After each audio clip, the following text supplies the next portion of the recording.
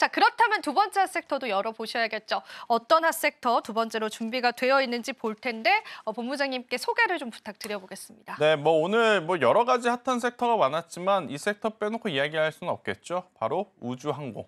네, 이게 우주항공 또 쪽. 네.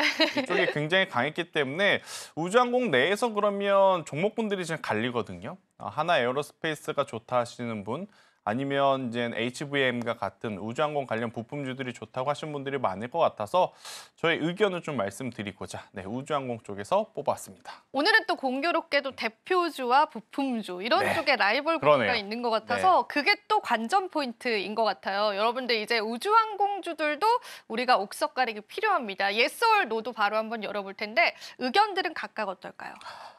이것도 좀 논란의 요지는 있을 것 같아요. 고민이 많으셨던 것 네. 같은데요, 고민이? 이 하나 에어로스페이스도 현대차와 마찬가지로 세모에 가까운 X다라고 좀 설명드릴 수 있을 것 같고, 오히려 개인 투자자의 입장에서는 HVM이 조금 더 저는 긍정적으로 와닿는 모습들이 많다고 설명드리겠습니다. 그리고 또 우주항공 쪽 섹터에 관해서는 이런 부분이 궁금합니다. 우주항공 쪽 섹터가 사실은 주목받은 지가 처음은 아닌 건 아는데 우리가 우주항공 쪽 그 섹터 안에서 자꾸만 추가되는 기업들도 있는 것 같아서 맞아요. 확장을 어느 정도까지 놓고 봐야 하는지 좀 궁금합니다. 사실 껴주고 싶지 않은 기업들도 많아요. 들어오니까, 네, 그죠? 그런데도 불구하고 약간 주식시장은 돈이 모든 것을 이제 답변을 해주는 거라서 지금 확장이 되고 있는 것은 맞습니다. 하지만 여러분들이 그 기업들을 볼 때 단순히 테마적으로 움직이고 있는 상황인지, 아니면 그 기업만의 어떤 기술력을 가지고 있어서 혼자 자생을 할 수 있는 기업인지 아닌지 구별은 꼭 해주셔야 되지 않을까라는 생각이 들어요. 지금 좋은 게 좋은 거다라고 트럼프가 말하는, 혹은 일론 머스크가 강조했던 산업들이 시장에서 가장 핫할 수밖에 없는 상황이 있고, 그게 이제 대표적인 게 앞서 살짝 언급드렸던 자율주행, 그리고 그 다음 순위 바로 이제 우주항공이 아닐까 싶어요. 그러다 보니까 정말 잠잠했었던 우리나라 국내 우주항공주들도 이번 주 들어오면서 안 오른 종목 찾기가 굉장히 어려울 정도로 시세가 지금 나오고 있는데, 우리나라 우주항공 관련주도 앵커님께서 이야기하셨다시피 이번이 처음이 아닙니다. 작년 이맘때도요, 여러분들. 우주항공주 꼭 보셔야 된다고 제가 제 스스로 말하고 다녔던 걸 제가 기억합니다. 굉장히 죄송스럽죠. 이제 와서야 많이 움직이니까 그나마 다행이지만, 제 이야기를 지난해 연초에 듣고 투자를 하신 분들은 3월, 4월, 5월, 6월, 7월 아마 제가 TV에만 나오면 욕을 하셨을 것 같습니다. 그만큼 우주항공청에 대한 이야기는 많았지만 막상 뚜껑을 열어보니까 우리나라 국내 자생할 수 있는 기업들이 많이 없었다라는 게 가장 큰 단점 중에 하나였기 때문에, 일단 지금 이렇게 움직이는 것 안에서도 계속해서 이제 테슬라하고의 연결고리가 강한 기업, 그리고 우주항공뿐만 아니라 아무래도 가지고 있는 본업이 확장성을 가지고 다른 산업과 시너지 효과를 낼 수 있는 기업을 저는 찾는 게 키포인트가 아닐까라는 의견 드리겠습니다. 그렇습니다. 우리가 조금 옥석 가리기가 지금 필요한 시점이라서 우주항공주에 많은 종목군들이 편입되고 있지만 그 부분에 관한 주의는 필요할 것 같고요. 오늘 또 본부장님께서 그렇게 밀어주셨던 우주항공 쪽에 관한 이야기를 할 텐데, 하나 에어로스페이스는 오늘도 또 세모라고 해주셨는데 네. 이게 왜 세모가 되는지 대장주 아닌가요? 이런 질문도 있을 것 같아요. 한번 풀어주실 수 있을까요, 본부장님? 일단 하나 에어로스페이스가 주가가 올라온 것은 우주항공 때문이 아니라 방산이 차지하고 있는 비중이 굉장히 높아서였거든요. 그런데 지금 우리가 알고 있는 하나 에어로스페이스, 현대로템, LIG, 넥선, 이들의 어떻게 보면 해외에서의 성과 자체가 폴란드발 외에 추가적으로 지금 진행이 되고 있는 수주의 계약 속도가 저는 제가 생각한 것보다 조금은 더 늦어지고 있다는 생각이 들어요.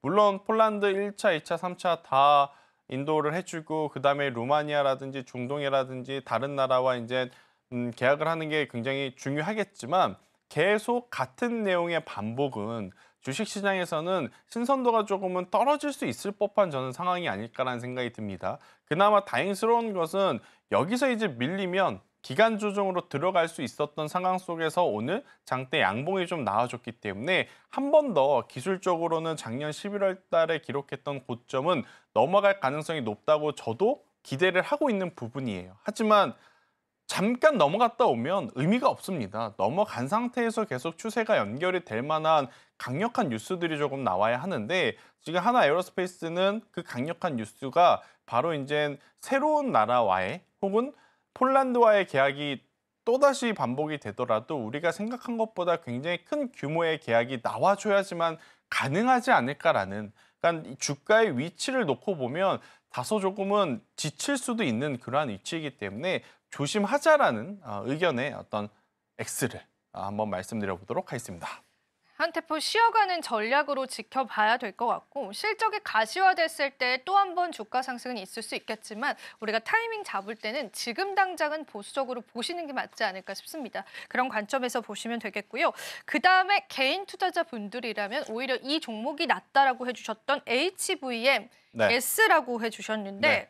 한번 또 전략들 같이 이야기 들어보면 좋겠습니다, 본부장님. 우리나라는 어떤 산업이든 제조업 기준으로 보면 부품은 정말 잘 만드는 것 같아요. 그러니까 소프트웨어는 다소 약할진 몰라도 하드웨어 쪽의 기술력은 확실하게 있다는 것을 저는 이번에 반도체 쪽을 보면서 또 한 번 느꼈거든요. 우주항공도 마찬가지입니다. 뭐 여러 가지 뭐 센서류, 뭐 카메라 모듈 이런 쪽도 굉장히 잘 만들지만 결국 이제 첨단 금속 재련 기술을 가지고 여러 가지 이제 부품을 만들어내는 기업들은 우주항공뿐 아니라 방산 쪽에도 지금 영역을 확대를 할 수 있다는 확장성을 좀 가지고 있기 때문에 만약 여러분들이 지금 이 우주항공 쪽에서 종목을 찾으신다면 저는 HVM 이 종목을 보는 게 가장 현실적으로 우리가 선택할 수 있는 최선의 방법이 아닐까 싶어요. 왜냐? 하나 에어로스페이스는 앞서서 제가 이야기 드렸다시피 가격적으로 부담이 많이 됐고 또 우주항공 하면 대표적인 기업이 하나 있습니다. 한국항공우주. 그런데 한국항공우주 많이 거론되지 않는 이유는 아마 여러분들이 더 잘 아실 겁니다. 움직이질 않죠.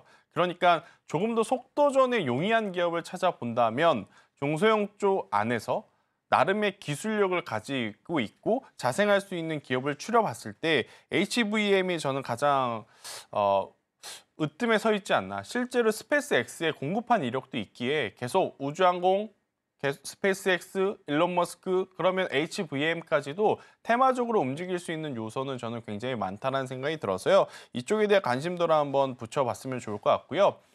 방산에 우주항공이 붙는 거와 우주항공에 방산이 붙는 거와 어느 게 더 유리할까를 생각을 해보면 저는 전자보다는 후자인 것 같아요. 왜냐하면 우주항공은 성장성이라고 하는 기대감은 높지만 실제로 그 기업이 그 산업을 통해서 얼마를 벌어들이는지 확정을 해줄 수 있는 숫자는 없거든요.